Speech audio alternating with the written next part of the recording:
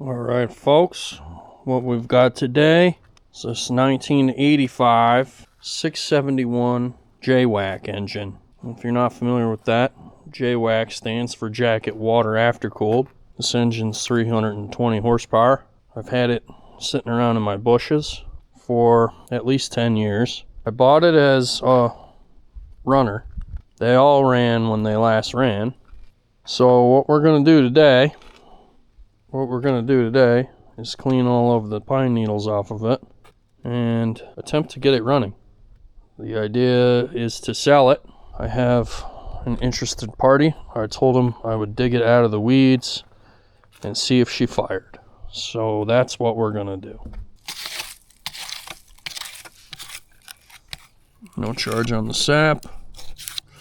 There's your 320 horsepower 2300. Big old turbo, bypass blower, and the Jacket Water Aftercooler.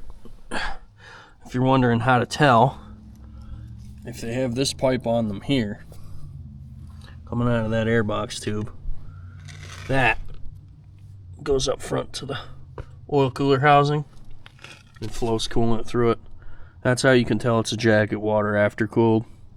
This does have the wrong fuel pump on it. That fuel pump I robbed off of, I think that fuel pump's from the Brockway, if I remember correctly.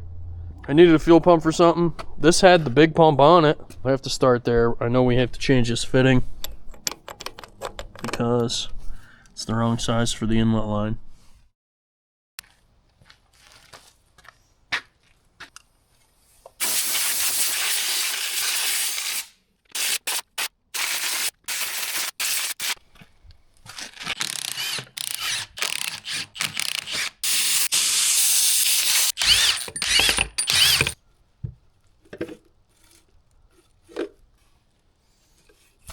Alright, folks, there you have it.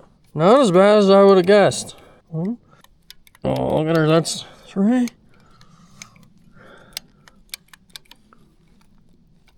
That one's a little sticky. Ain't mad at that. They are 7F75s. I'm going to free up the injectors here. If you don't know how to do that, go back through some of my old videos. It rained on me, so I had to button her back up. Valve cover's free. The rack is all free, so all 6 work now. I did find this. I don't know what this is. Some kind of feeler gauge or tag or something. There's no markings on it. Definitely looks like it broke off of something. Don't have any clue. All's well under the valve cover. Next deal is going to be getting fuel to it and power to it. Let's go wrangle up some batteries. I'll rig up some fuel lines, and then we'll bring you back. This is our outlet, return side. The inlet side is right here. Undo this connection and just stuff this in a bucket, and then we'll bring it back. Alright, we've got some fuel lines jammed onto it. Return's hooked up. Starter's on there. There's no oil in it yet. I've got to do that. But what I wanted to do was just hold it in no fuel and just give it a little cranky crank and see what we get.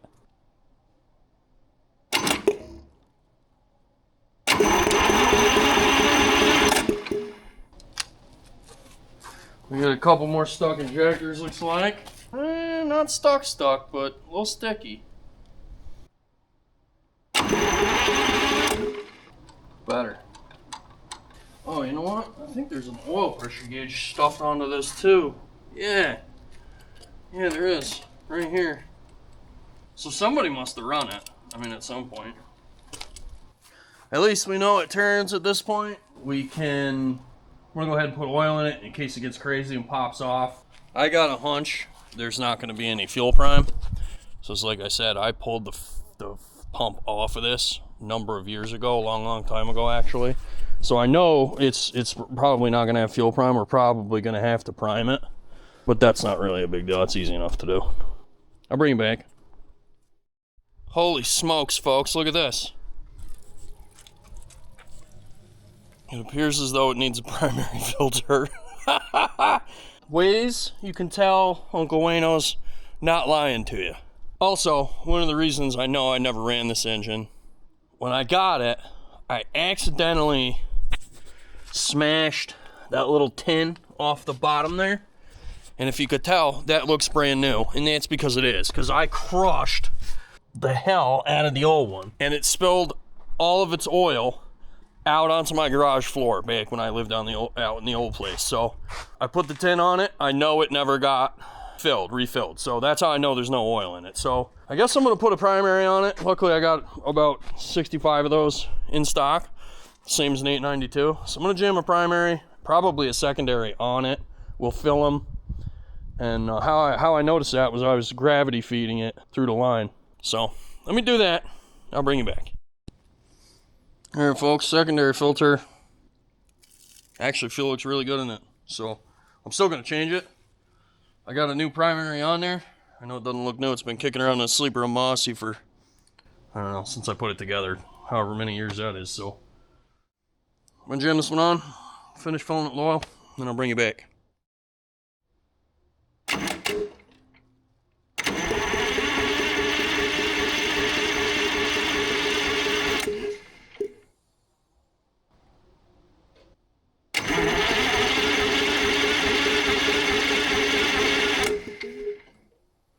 I believe we've probably got fuel prime at this point.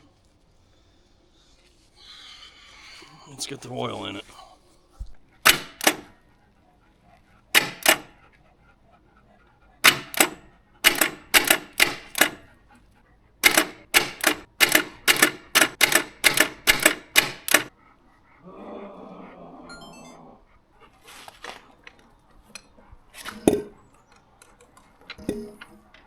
All right, we're gonna do something sketchy. See this wire? Yes. When you touch it here, Okay. that's what makes the thing start. Yeah. I want you to do that, and I'm gonna hold this on the. So I just click it. I just hold it for a second on there, though. I don't. Yeah. Like. Yeah. Just tap it. Ready? First, yep. Oh. A little bit more. Yeah. You ready? Yes. Go. Again. How could the damn thing not be doing anything now?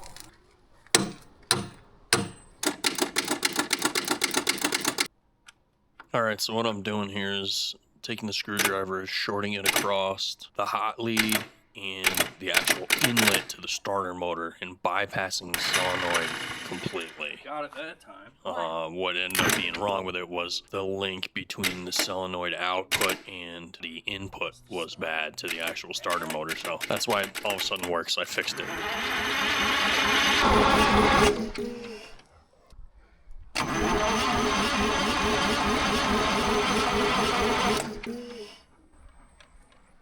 Got a lot of cheech. She gonna need a little sniff? Oh, yeah. Want me to do it? Nope. Is the stand gonna be sturdy enough to hold it while it's running? I don't know. Oh.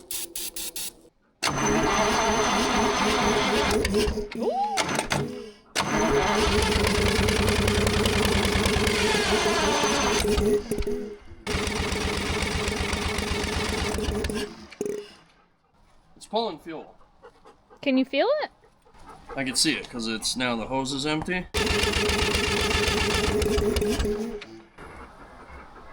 There's a lot of bubbles coming out of the return line. If I remember correctly, I think this fuel pump is junk. Which I think if I could get it going, it would be alright, you know what I mean? But like it's not primed. Well, it's primed, but it won't hold prime because the seals in the pump are bad. Oh. So basically, instead of making pressure, it's sucking air. If that makes sense. Yeah, fuel pump's definitely leaking. So if you look, fellas, they have these ports, and that's why you leave these ports open. You're only supposed to leave the bottom ones open. But you see how it's all wet right there? It's fuel bleeding out of the port on the other side, which so most likely what's happening is it can't suck fuel. It's aerating the fuel because it's also sucking air in through there. So I think we'll just jam a pump on it quick.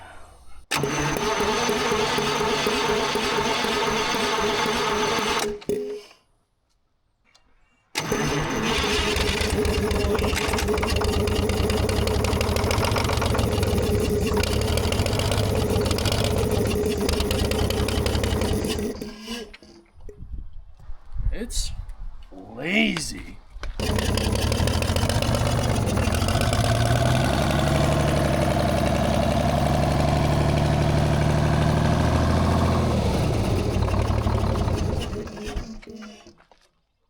So something's cheeching hard over here.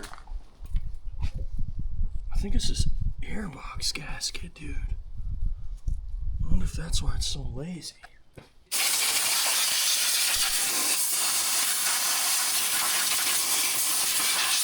Yeah, so I'll show you. See if I can see if it'll fire again.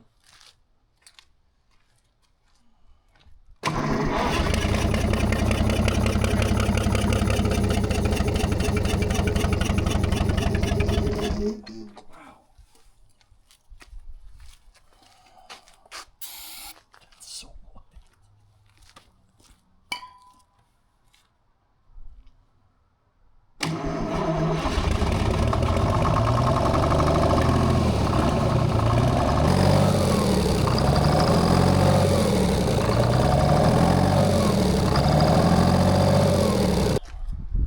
We should look and see why it's cheeching out of that airbox cover. I think it was this one.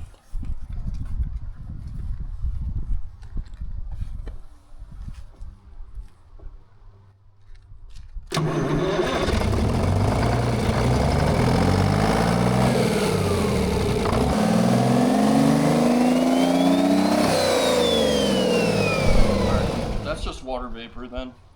Oh, coming out of Not worried here? about that. Yeah, it's like steam. Just from it not having frickin' nothing in it, you know? Gotcha. I'm not worried about that. It seems like it wants to clean out. Boy, is it lazy though. I made a freaking mess of that. Fuel pump ain't leaking though. Well, that's good. Dang thing's making freaking 50 pounds of oil pressure. Stuff. I had the right size socket, but the dang thing was loose. Oh. Oh yeah, they broke the gasket, that's why I see that. Oh. It's got the shmoo on it. What's this?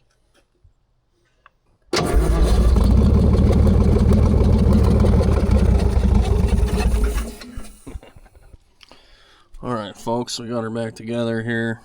Judging from the looks of that airbox, this thing at a minimum needs the blower pulled off and the aftercooler removed and cleaned. The airbox is disgusting. I'm sure the engine needs more than that, but it is a runner. So let's fire it up now, see if it's any better with full air to it.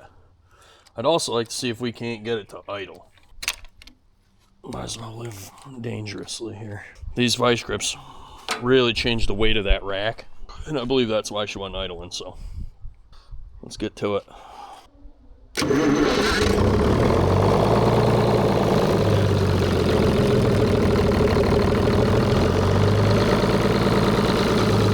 Perfect. Oh, there we go. Good.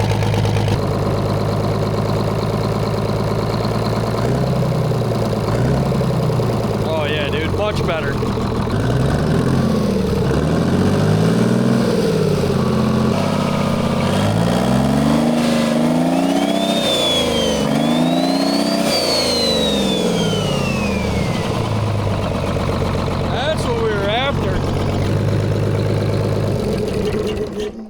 Boy, that runs like a treat. If you notice how infinitely doggy it was before, these really don't like.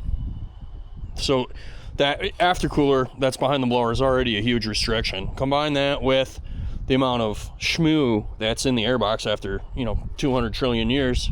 Because, a 671 is like, hey, that's like getting your wife a diamond, okay? That's forever, right? This thing is forever. It lasts forever. So it's got a lot of shmoo in the airbox, and then combined with not being able to make pressure in the airbox with this gasket leaking, that's why we were having so much trouble with it before. As you can tell now, it's snappy. They're much better. And these also, so they'll never be snappy unless you remove this bit of kit right here. This takes pressure from the blower, and it will not give it full rack until it sees a certain amount of airbox pressure. So, or this one actually goes here, it doesn't go to the airbox, so it's looking for actual pressure from the turbo at the blower inlet. So it won't let you get dead rack unless you remove this. You take this little piece out right here, take that horseshoe clamp off, and that'll essentially bypass that entire thing. Just throw it in the trash. But yeah, I ain't mad at that at all. The turbo finally came to life. Sick. All right. Yeah, let's get the valve cover on it. All right, let's try this now.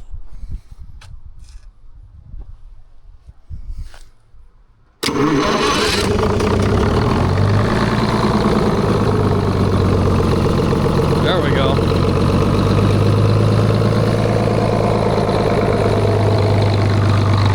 Now she's got no blow by. It occurred to me you can't really check that with the valve cover friggin' off a bit. Ain't mad at that.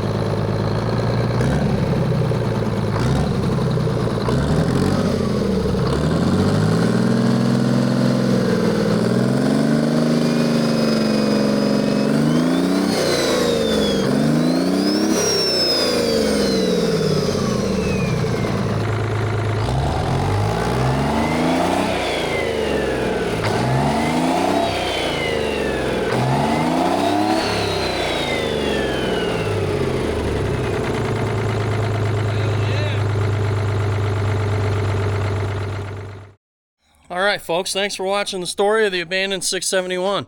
I did have a gentleman who supposedly wanted it. I don't know if they still do or not, haven't heard from them. But if you're interested in such an item, that is available. I'm not going to keep it. Maybe I'll put it on eBay, or you know, if you could use this thing, put it in, shoot me a Gmail, old2stroker@gmail.com. Pretty easy guy to find. Hope you enjoyed the video. We learned a lot together. Your airbox covers are important. If you'd like, you can check out the website, old2stroker.com. We got lots of cool merch, including this shirt right here that I'm wearing. The big one of our V12 line. We got all sorts of cool stuff on there. Pop on over and check it out. Appreciate it. And huge shout out to you patrons. I appreciate you guys. I've been kind of absent, and you've supported me all the way through, and I appreciate that. I think we're over the hurdle here. Time will tell. We'll see. It's a very busy summer, despite my best efforts. So thanks for bearing with me. Thanks for watching. We'll see you all in the next one.